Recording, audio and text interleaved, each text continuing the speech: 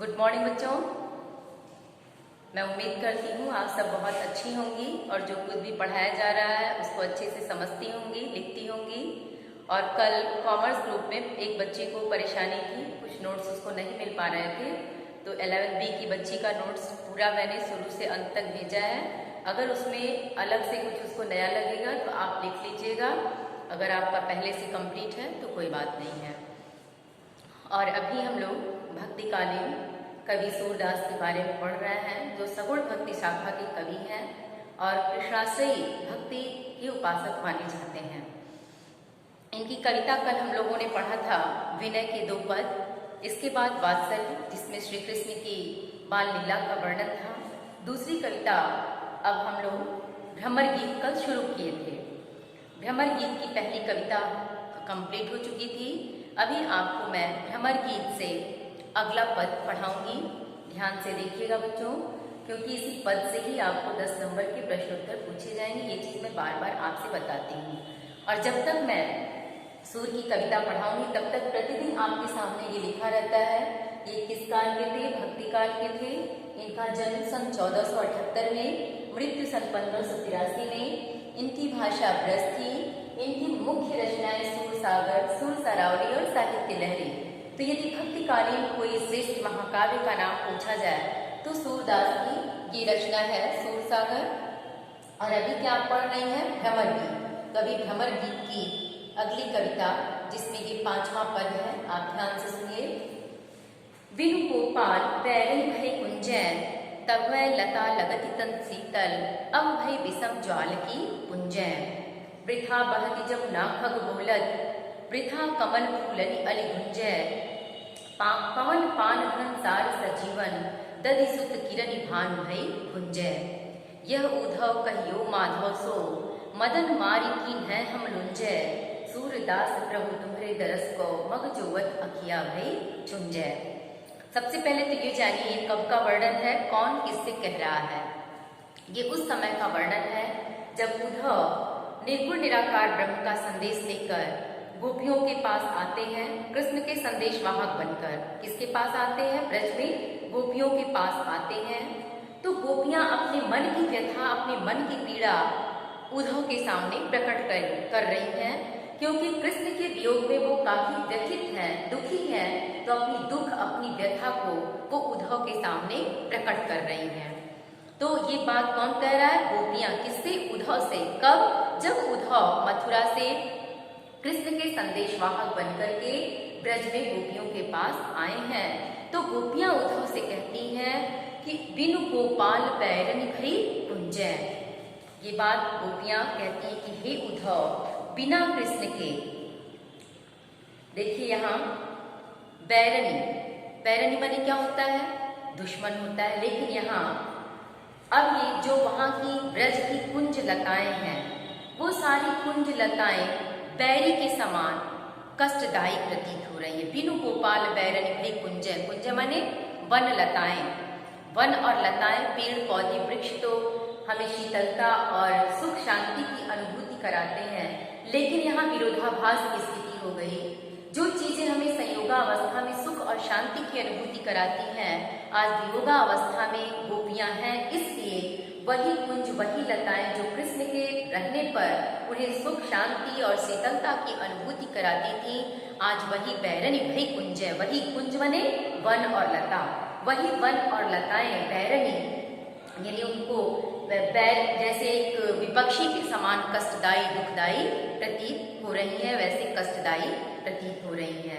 तब वह लता लगति तन शीतल, तब वही वन और लताएं, ब्रज की यही वन और लताएं जब कृष्ण हुआ करते थे, तो तब वह लता लगति तन शीतल, हमारे शरीर को, तन माने शरीर, हमारे शरीर को उन्हीं वन और लताओं से शीतलता की अनुभूति होती थी। कब? जब कृष्ण हमारे सानिध्य में थे, हमारे समकक्ष थे। तब वह लता लगति तन शीतल, तब यही लताएं, यही वन हमारे मन को, हमारे हृदय को, हमारे शरीर को शीतलता की अनुभूति कराती थी। अब भय विषम ज्वाल की पुंजै, लेकिन अब तो भयंकर ज्वाला के समूह की भांति वो हमें जलाती हुई प्रतीत हो रही है। इसका कारण क्या होगा? आपके मन में ये प्रश्न आ रहा होगा कि कैसे वन और लताएं एक तरफ एक समय कृष्ण के रहने पे उन्हें शीतलता की अनुभूति कराती थी, और आज जो विषम ज्वाल की पुंजें आज भयंकर ज्वाला के समूह की भांति उन्हें कष्टदायी दुखदायी क्यों प्रतीत हो रही हैं? इसका कारण ये है कि वही वन और लताएं कृष्ण के न होने के कारण उनकी याद दिलाकर उनके विरह की आग को और भी प्रज्वलित कर दे रही, उनके मन में विरह और पीड़ा को और भी उद्विग्न कर रही हैं, जला रही हैं। इसलिए वही वन और लताएं आज भई विषम ज्वाल की पुंजे भयंकर ज्वाला के समूह की भांति वही वन और लता आज मुझे जला रही हैं। क्यों जला रही हैं? क्योंकि कृष्ण उन्हें छोड़कर ब्रज से मथुरा चले गए हैं।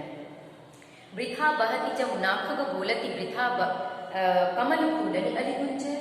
अब मुझे इस ब्रज में यमुना नदी का बहना, उस खग बोलत पक्षियों का गूंज करना, वृथा कमल फूलनि अलिगुंज और व्यर्थ में कमल के फूलों का खिलना, कमल पे अलिगुंज, अली बने भौरा, और व्यर्थ में ही उसमें भौरे का मडराना, ये सारी चीजें बिल्कुल ही व्यर्थ, वृथा माने बेकार लगती हैं, मुझे बिल्कुल अच्छी नहीं लगती हैं। जब श्री कृष्ण थे तो यमुना नदी में कलकल की जो आवाजें होती थी, पक्षियों की चहचहाट हुआ करती थी, कमल के फूलों का खिलना, उस पे भौरों का मडराना, ये सारी चीजें हमें असीम आनंद की अनुभूति कराती थी। लेकिन आज यमुना नदी का कलकल करके बहना, कमल के फूलों का खिलना, उस पे भौरों का मडराना और पक्षियों का गूंजना, चहचहाना, ये सारी चीजें वृथा बिल्कुल मुझे बेकार प्रतीत हो रही है। ये बात कौन कह रहा है? गोपियां। क्यों उन्हें बेकार लग रही है? क्योंकि कृष्ण उन्हें ब्रज से छोड़कर मथुरा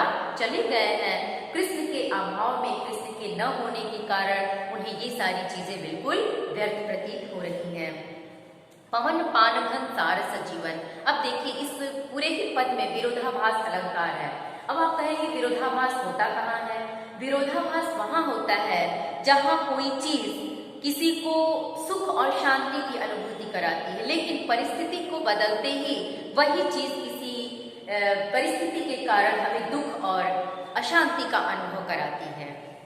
अब देखिए यहाँ कि पवन पान घन सार सजीवन। पवन मतलब हवा, पान जो खाया जाता है, घनसार माने कपूर, कपूर जो जलाते हैं हम लोग उसको घनसार का शाब्दिक अर्थ कपूर होता है, और संजीवन जो संजीवनी बूटी होती है। दधिसुत, दधिसुत माने चंद्रमा, दधिसुत का शाब्दिक अर्थ होता है चंद्रमा। तो ये सारी चीजें शीतलता का अनुभूति कराती हैं, चाहे वायु हो, पान हो, संजीवन बूटी हो या कपूर हो या दधिसुत। दधिसुत माने चंद्रमा की शीतल किरणें, चंद्रमा की किरणें हमें शीतलता की अनुभूति कराती हैं। लेकिन अब यहाँ देखिए क्या कवि कह रहे हैं कि दधिसुत भई भानु भई भुंजय। भानु भई भुंजय, भानु माने सूर्य और दधिसुत माने चंद्रमा। ध्यान दीजिएगा, दधिसुत का शाब्दिक अर्थ क्या है? चंद्रमा। भानु माने, भानु का शाब्दिक अर्थ क्या है? सूर्य। तो दधिसुत भई भानु भई भुंजय, तो यही चंद्रमा की शीतल किरणें कृष्ण के न होने के कारण हमें सूर्य की प्रचंड किरणों की तरह जलाती हुई, धकाती हुई आज प्रतीत हो रही हैं। तो यहाँ विरोधाभास की स्थिति हो गई। क्या चंद्रमा की किरणें, शीतल किरणें किसी को जला सकती हैं? लेकिन यहाँ गोपियों को वियोग के कारण वो जलाती हुई प्रतीत हो रही है, इसलिए यहाँ विरोधाभास अलंकार है। ध्यान दीजिएगा, क्योंकि ये पूछा जा सकता है एक प्रश्न के रूप में कि इस पद में कौन सा अलंकार है, तो आपको आना चाहिए कि यहाँ विरोधाभास अलंकार है। तो देखिए पवन, पवन क्या हवा बहेगी तो हमें शीतलता की अनुभूति होगी कि जलन की शीतलता की अनुभूति होती है। पान भी ठंडा कहा जाता है, कपूर भी शीतल होता है, सूर्य की, चंद्रमा की किरणें भी शीतल होती। लेकिन कृष्ण के न होने के कारण ये सारी चीजें भानु भई भुंजय, भानु भई भुंजय, सूर्य की प्रचंड किरणों, भानु माने सूर्य, सूर्य की प्रचंड किरणों की भांति दहकाती हुई हमें प्रतीत हो रही है। यह उद्धव कहियो माधव सो मदन मारी की है हम लुंजे। मदन, यहाँ मदन शब्द कामदेव के लिए है, मदन का शाब्दिक अर्थ यहाँ कामदेव के लिए है।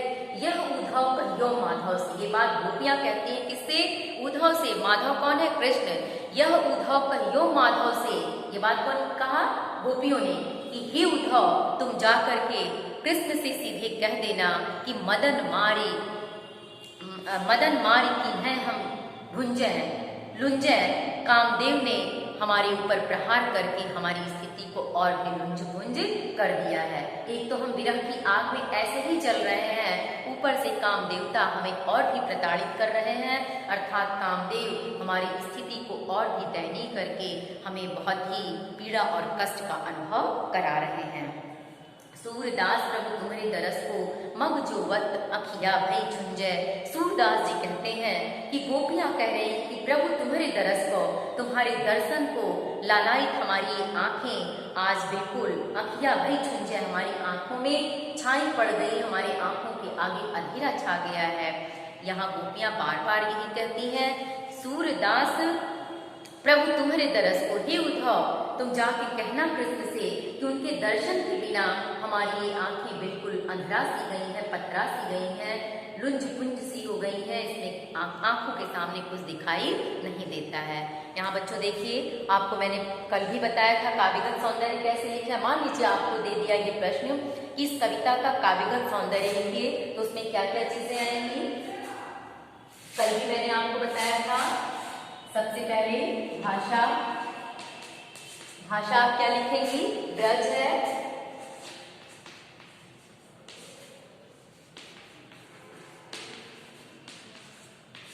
इसके बाद भाषा के बाद अलंकार आता है, इसमें अनुप्रास अलंकार भी है, विरोधाभास तो पूरे पद में ही है, तो अनुप्रास,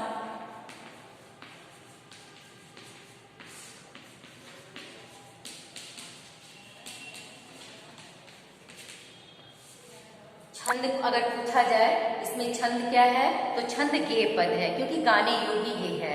और इसके बाद अगर इसमें गुण पूछा जाए तो ये देखिए यहाँ प्रसाद गुण होगा, इस व्याख्या के तहत ये प्रसाद गुण है। और माधुर्य की भी कुछ छटा है, माधुर्य और प्रसाद दोनों का मिला जुला रूप है। और लक्षणा शब्द शक्ति है क्योंकि सीधे सीधे इसकी व्याख्या नहीं की गई है। हो सकता है आपको जो पुराने बच्चों को तो मैंने बताया था कि गुण क्या होते हैं, शब्द शक्तियाँ क्या होती हैं, अगर आपको नए बच्चों को प्रॉब्लम होगी तो उसको भी मैं एक बार बता दूंगी कि क्या है ये चीजें। तो मैं उम्मीद करती हूँ आप समझ गई होंगी।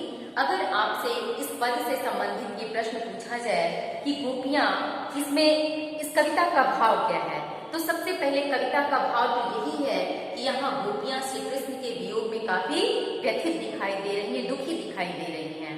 और उन्हें कौन उनकी स्थिति को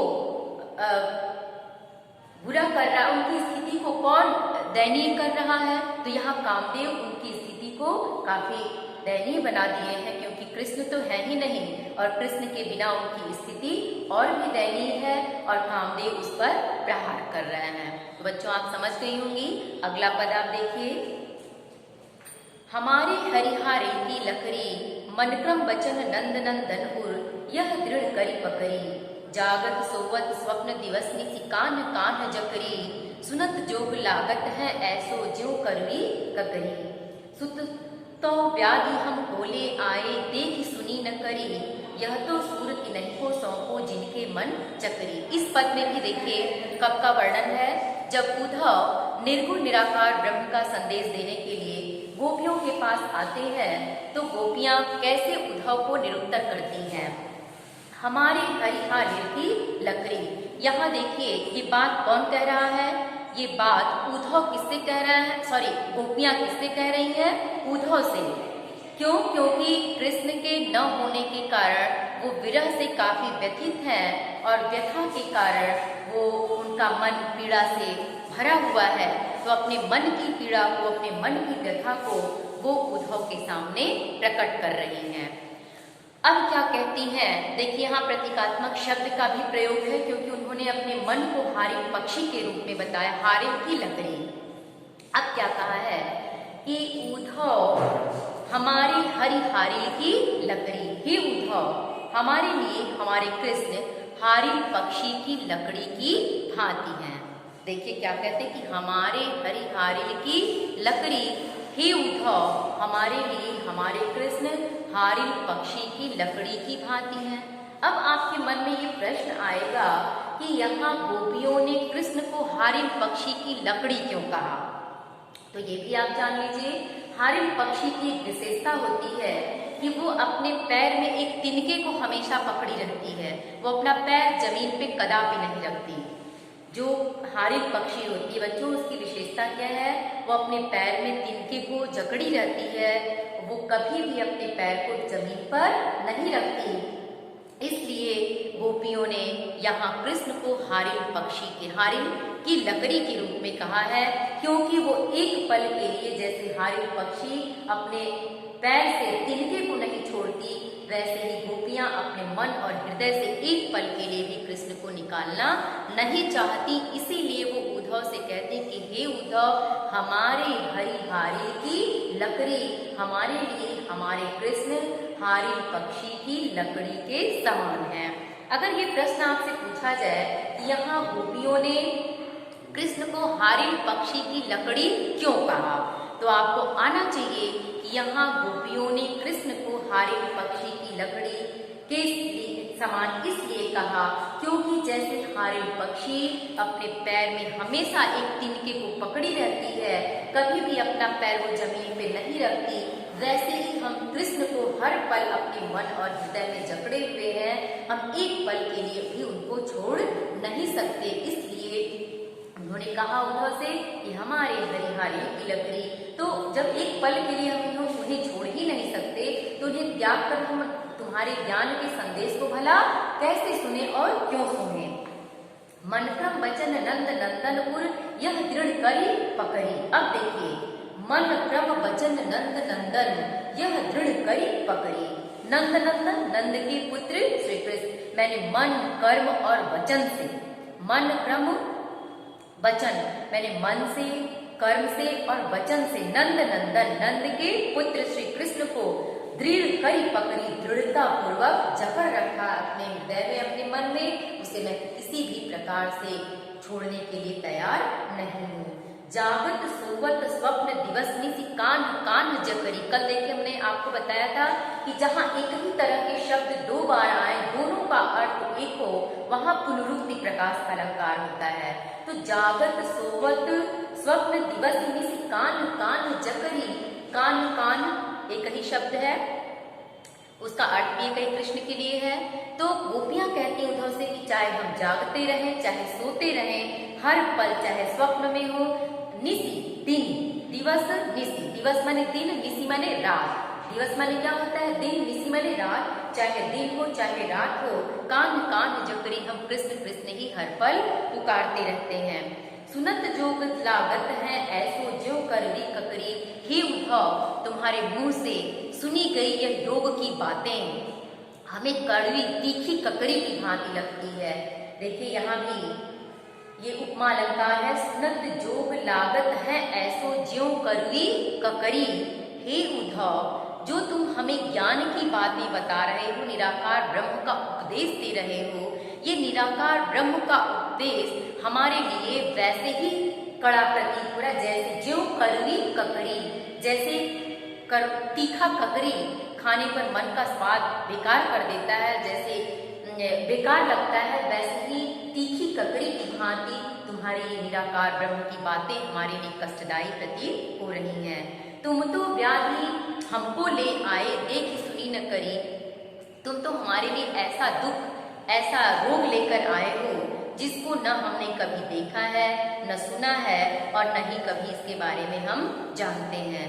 देखिए कि तुम तो व्याधि हमको ले आए देखी सुनी न करी। तुम तो हमारे लिए ऐसा दुख, ऐसा कष्ट, ऐसा रोग लेकर आए हो जिसको न हमने कभी देखा, न सुना और न ही कभी इसके बारे में जाना। यह तो सूरत नहीं को सौंपो जिनके मन चकरी। हे उद्धव, ये बातें तुम ले जाकर उन्हीं को सौंपो जिनके मन चकरी की भांति, चक्री की भांति हमेशा घूमते रहते हैं, एक जगह स्थिर नहीं रहते, उन्हीं को तुम निराकार ब्रह्म की बातें बता सकते हो, क्योंकि हम तो मन क्रम और हृदय से पूर्ण रूप से अपने मन को श्री कृष्ण के चरणों में बसा चुके हैं। इस पूरे पद का भाव यही है कि उद्धव गोपियों को बार बार निराकार ब्रह्म का उपदेश देना चाहते हैं, कृष्ण को भूलने की बात करते हैं, लेकिन गोपियां उन्हें निरुत्तर करती हैं अपने वाक चातुर्यता के द्वारा, वाणी की चतुरता के द्वारा, और वो ये विश्वास दिलाती हैं कि हम कृष्ण को छोड़कर कदापि किसी की आराधना नहीं कर सकते।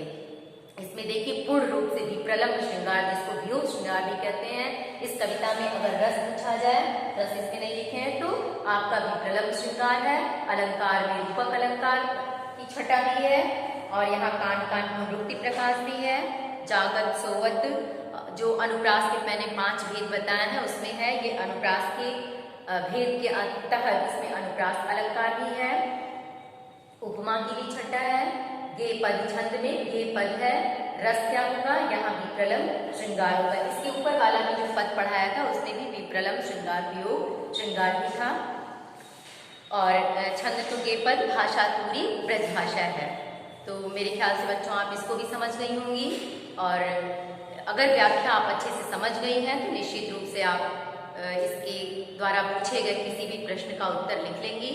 आज के लिए इतना ही है, इसके आगे मैं कल पढ़ाऊंगी, या हो सकता है इसकी कुछ ऑडियो भेज दूंगी, क्योंकि ये वीडियो ज़्यादा लंबा जा नहीं रहा बच्चों, और कोर्स भी खत्म करना है। Thank you. लेकिन बेटा ध्यान दीजिएगा, जो भी पढ़ाया जा रहा है कम से कम कविता का भाव जरूर लिखते जाइएगा। 2 ही 2 पद पढ़ाया जा रहा है, लिखती जाएंगी तो 10 नंबर के प्रश्न आपको पद से ही पूछे जाएंगे। कम से कम सूरदास का पूरा लिख लीजिएगा जैसे जैसे पढ़ाया जा रहा है। Thank you.